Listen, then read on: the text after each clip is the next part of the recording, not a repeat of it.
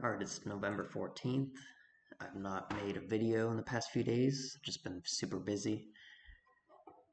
Life can get busy sometimes. So, it looks like Ukraine attacked a nuclear plant in southern Russia. It's taken offline. So, this happened overnight, and they're saying 8 drones targeted the facility. So, Ukraine did this recently. They did a whole attack on some nuclear power plants, and Zelensky said he's not really finished, and he won't be finished until every last piece of ammo that he has is exhausted. So obviously, this is a big deal. Russia will probably respond. I mean, it's not like they're not going to respond. Um, but yeah, just more war. Zelensky's insane. He keeps trying to show that Ukraine has a chance when they don't. Ukraine has lost so much land already. They've lost so many soldiers. The whole country's basically collapsed. And this isn't going to help. I mean, you attack this, but then Russia's just going to respond. So what's that really going to do? Um, yeah, and I don't think this will be the end of Ukraine's attacks. I think Zelensky will continue attacks inside of Russia, especially as the Ukrainian army is falling apart. I mean, every day it's just getting worse. And, when Zelensky gets desperate, he's probably going to do some desperate actions. So this is just the beginning, really. I mean, as this war ends, I think Ukraine's going to try to attack Russia even more, just because they have nothing to lose in their minds. So, yeah, just amazing. Nuclear plant is probably not the thing you want to attack, but yeah, so we'll see what Russia does in response. Obviously, they're going to do something. I find it very hard to believe they won't do anything. So I guess we'll just have to wait and see. But yeah, Ukraine is not done. They keep on going, and they're going to keep attacking. And as long as NATO and Europe supplies them the drones and the weapons and the missiles, they're going to continue this no matter what the war looks like, which is kind of insane, but that's just where we're at. So yeah, expect more of this action soon. And then Ukrainians told to burn chicken manure to heat homes as electric and heat out for winter. Russia to continue war. Rubio says nothing left to sanction. So there's a law here. So basically, Ukraine is telling their citizens to burn chicken manure and also soil because I guess the electric grid is not going to be coming on. And, this is Ukraine, and winter's basically here in Ukraine. It gets very, very cold. I mean, it's right next to Russia. I mean, the temperatures over there get super cold. And the Ukrainian government's basically just telling people to burn chicken manure and soil because they don't have any access to electricity. So just imagine that you're in Ukraine and you get told that if you're still alive. So that's just insane. And then also Marco Rubio came out. They were talking to him about sanctions, putting more sanctions on Russia, but Rubio basically just straight out said that there's nothing left to sanction. The United States has been sanctioning Russia for over a decade now. And every time they add more, um, it doesn't really seem to affect Russia because they're very independent. Like they don't need the U.S. help, and they don't need anyone else's help, really. Um, we put so many sanctions on Russia that they should be completely bankrupt by now, but their economy's fine. They're self-sustaining. So there's nothing that the US can really do with Russia. There's no more sanctions to be put on, and there's very little military threat that we can do because they're also a nuclear superpower. So it's just a weird situation because if Russia were to do something to us, their only response would be really military, and yeah, nobody really wants that. So Russia is a self-sustaining economy, um, and it's not just the U.S. Europe has put tons of sanctions on Russia, and look at how they're doing. They're doing pretty well. So that's just kind of interesting because we're now at a point where basically there's nothing left to sanction. And Russia's been talking about this. They were basically saying, like, yeah, you can put all the sanctions you want, and we're still going to be fine. And it's true. I mean, Trump has put a lot of sanctions on them. Um, Biden and Obama put sanctions on Russia, and nothing really happened because of it. Russia only seemed to get stronger. So let's not poke the bear. Let's not put more sanctions on.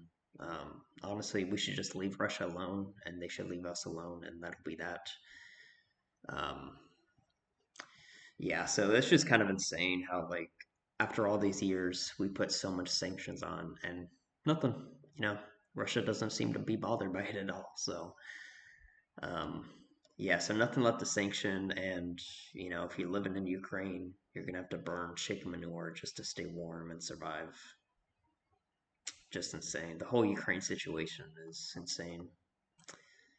So, coming over here, SNAP recipients will have to reapply. Proof can't survive without it. Secretary says after data shows 200,000 dead people receiving benefits. So it's not just illegal aliens, it's dead people that are getting benefits. I wonder where that money's really going, though. You probably just transfer it on their bank account. So yeah, the SNAP benefits. This is a good thing that the SNAP benefits were shut off because when it was shut off, they did a big audit, and they're not done. There's a lot of states that are withholding illegal alien information, but a lot of red states have already sent out lists to the DOJ saying these are all the illegal aliens we have on our registry. But a lot of blue states aren't doing that, obviously. But so this audit isn't done. I mean, they already found 200,000 dead people, and they've already found thousands of illegal immigrants. But that's just the beginning. This whole SNAP program has over 42 million people on it, and a lot of those people are illegal immigrants. So they're not even close to being done, in my opinion, on this whole whatever you want to call it purge. So yeah, basically, they have to continue this. I really hope they don't just say this and like, oh, that's it. No, they gotta look at every single individual that's on the SNAP program.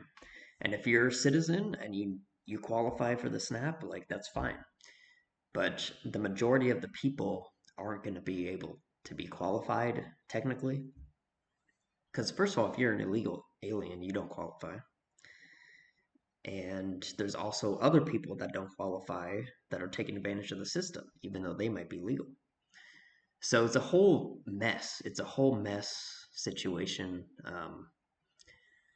And yeah, they better figure this out quick because this is what costs taxpayers a lot of money is the SNAP program.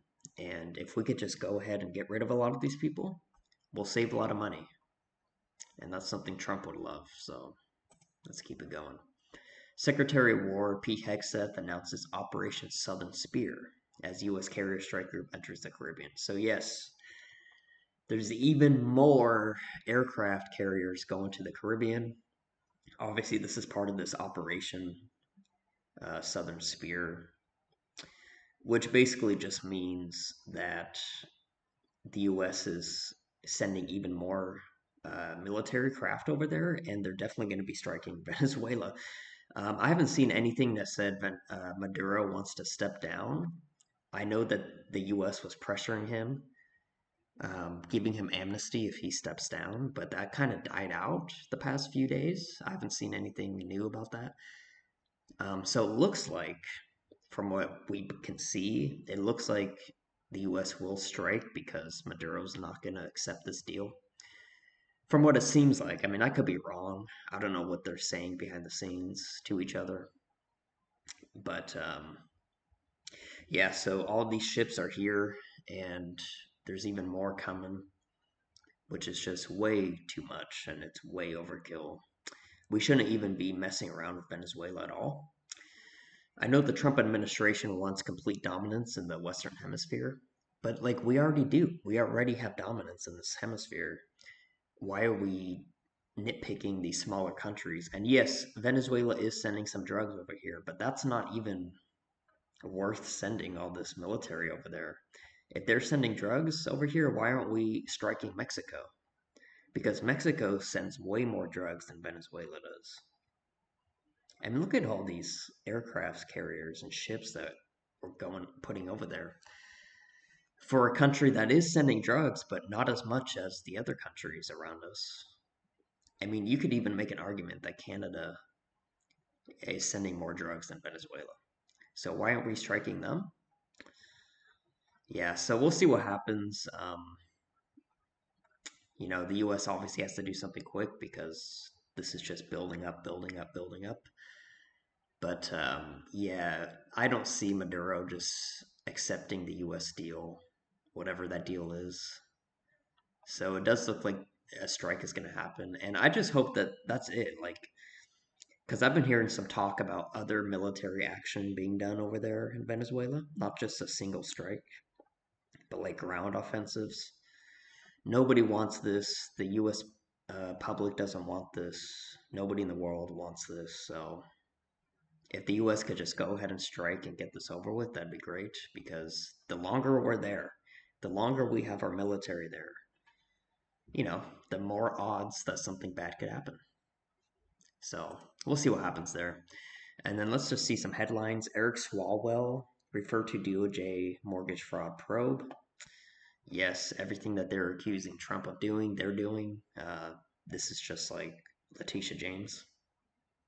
And this guy is terrible anyway, so this is not even the worst thing that he's done. Let's see what else. MTG floats bill to abolish H-1B visa program.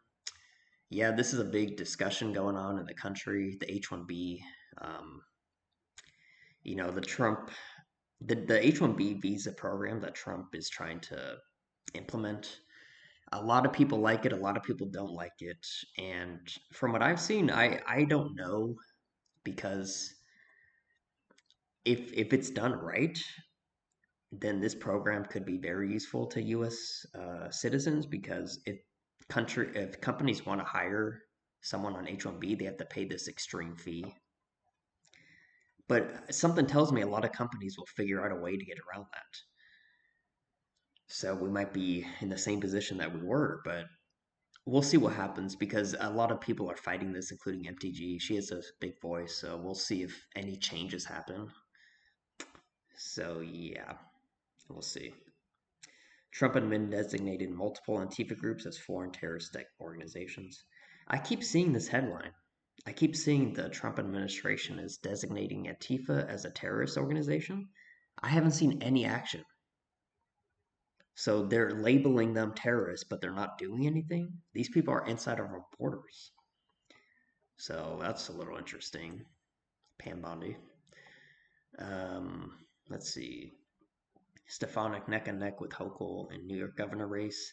Yeah, and this is just right now. I'm sure as we enter in the new year, Stefanik her lead will be improved because, I don't see anybody really liking Hochul. But the thing is, a lot of people in New York are leaving. So I don't know where Stefanik is going to get her votes from when all the tax-paying citizens are leaving, and you're only left with illegal immigrants. They're not going to vote for Stefanik. So I don't know. We'll see what happens. Um, DNC staffers in uproar over return to office order within 60-day notice. Yeah, a lot of people get used to staying at home or working at home. So yeah, welcome to the real world. Um, Jack Smith tried to spy on then Speaker McCarthy in Arctic Frost probe. Yeah, that's a little weird because McCarthy wasn't that great. I don't know why Jack Smith would want to go after him. SCOTUS to hear arguments in January on firing of Fed's Lisa Cook, gender identity in sports. Yeah, it's pretty insane how a lot of this stuff has to go to the Supreme Court because the lower courts are just awful. That's why the Supreme Court is so important.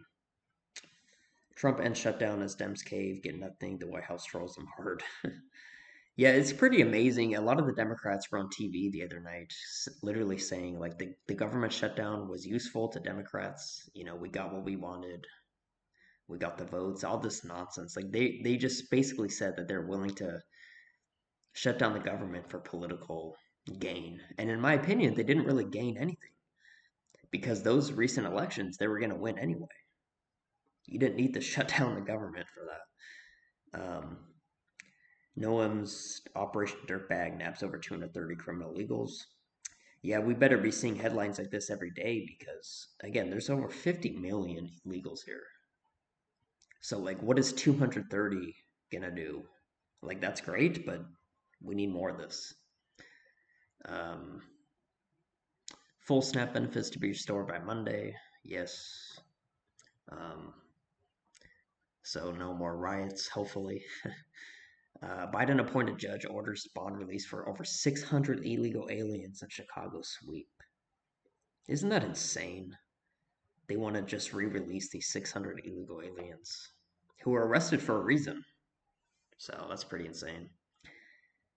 Um, Record number of young women want to flee America. Okay, that's kind of weird. Yeah, a lot of young women have. There's a very big problem with young women in this country. They're more liberal than any other group in American history, I want to say. I mean, yeah, it's pretty insane. I just hope that the young men can balance that out because there a lot of young women are basically communists these days. Marco Rubio fires back at EU critics who say narco strikes violate international law. This is a big discussion as well. A lot of people are saying it's not legal for the US to do this. And I can kind of see their point. But, the US is going to do what they want to do, apparently. California to cancel 17,000 CDLs issued to illegal immigrants. Yeah, this is a big number, but I think there's a lot more still because they were handing out the CDLs like candy. Um, yeah, so this is great, but just like this headline over here, we need to see this like every day because there's just so many illegal immigrants. Elon Musk backs Byron Donalds as next governor of Florida. Yeah, if he ran, he would probably win. Byron Donalds is very popular, especially in Florida, but a lot among Republicans. So he has a great chance of becoming the next governor, which would mean DeSantis would probably run for president in 28. We'll see. Kristi Noem announces 10K bonuses for TSA workers. Yeah, Trump talked about this as well. Um, they want to give out bonuses to the workers that stayed. And yeah, so we'll see if they're able to do that. And hopefully they do get that because a lot of these people weren't getting paid for a long time. Yeah. Let's see what else. Russian oil export revenue down 13 billion since Trump sanctions. Yeah, see, like the sanctions are doing something. It's not like they're not hurting Russia, but like we said earlier, and like Rubio said, these sanctions, there's only so much. There's literally almost nothing left to sanction. So Russia is going to be down 13 billion from these sanctions, but that's not really going to affect them, which is pretty wild. Democrats shutdown costs 15 billion a week. Yeah, I don't know how the Democrats think like that's good for them. The last pennies ever have been minted.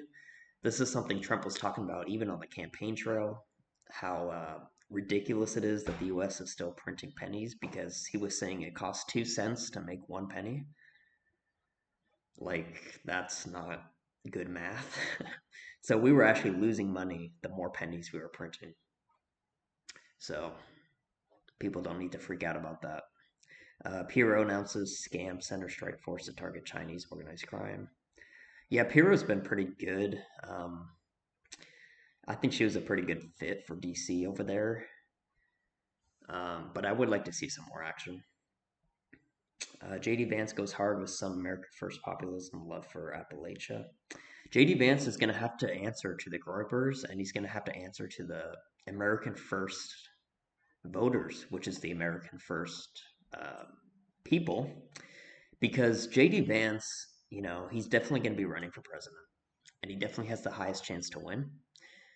However, I mean, if JD Vance is not America First, he might not win the election because in a couple years from now, the America First group of people is going to be such a large group of people. I mean, it already is now.